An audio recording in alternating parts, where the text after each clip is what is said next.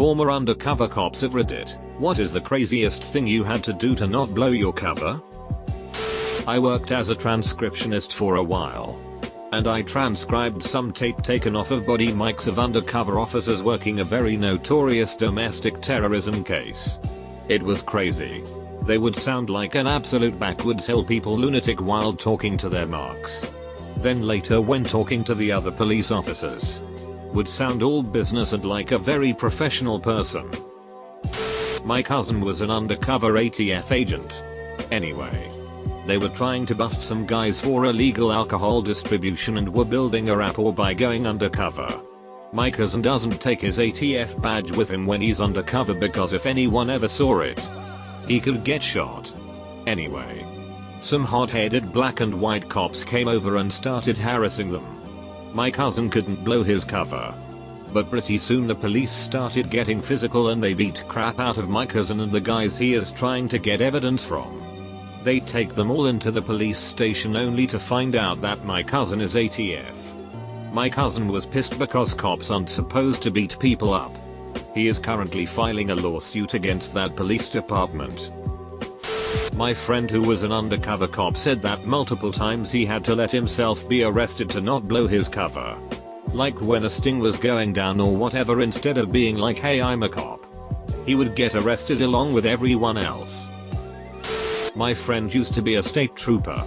She told me about how she used to have to go undercover as a hooker to try to catch Johns. She didn't do so well, though. She was far too polite. So they all knew something was up.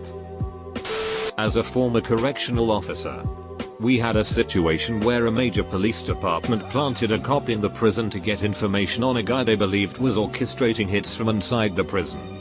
The warden knew and I knew, by accident, but not a single other CO knew. Nor did any of the staff, including medical. And that's the way they wanted it. He went through receiving. He was categorized and placed. It was wild. He was there for a week. Got the info they needed and got him out. It didn't become public knowledge that he was undercover until after I had left, and it was a long while after as they were making a case. That was a surreal moment. My father worked for NSYS.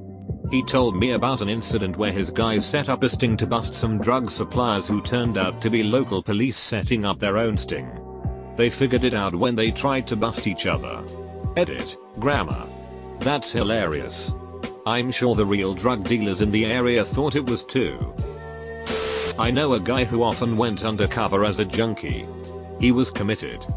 He'd stop showering for a while before a gig and piss on his tracksuit before going into work.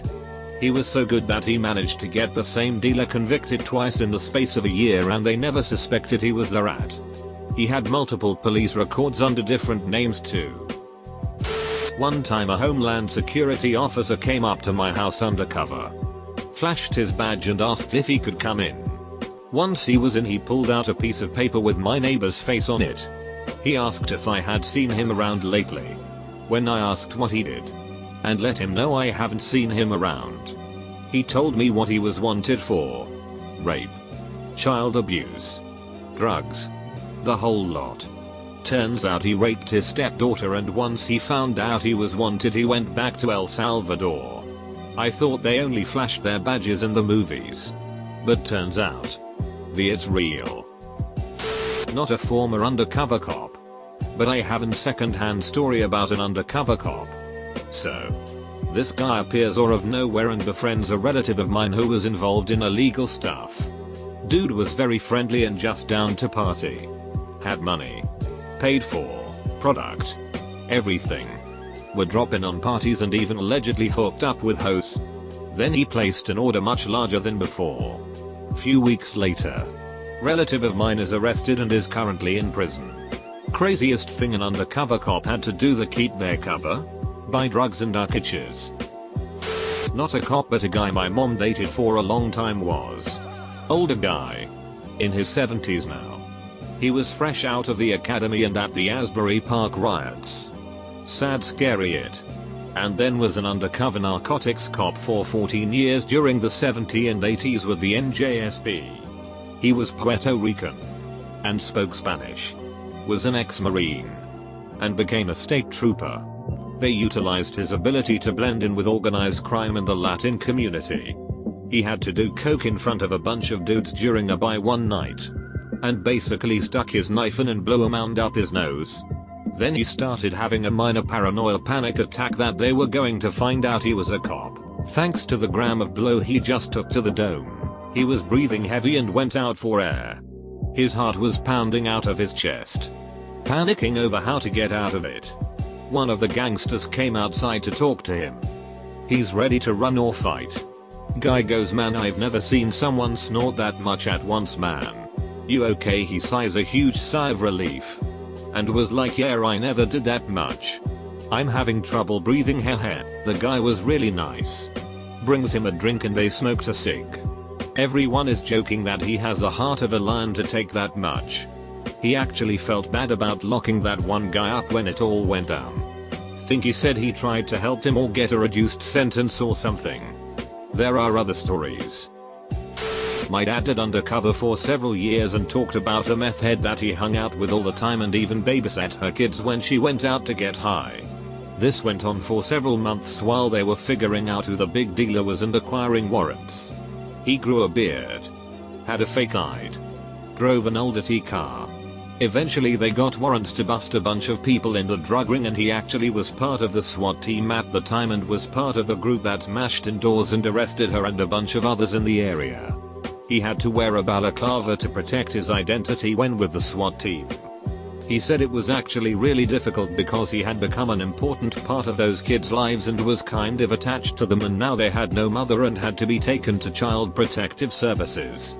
I never got to ask him more questions about this before he passed, but I have no idea how he balanced this crazy second life and then came home and acted like a normal husband and father in our family. Not very exciting, but a guy that worked with me was going to this biker bar frequently to get in with a gang, drug related.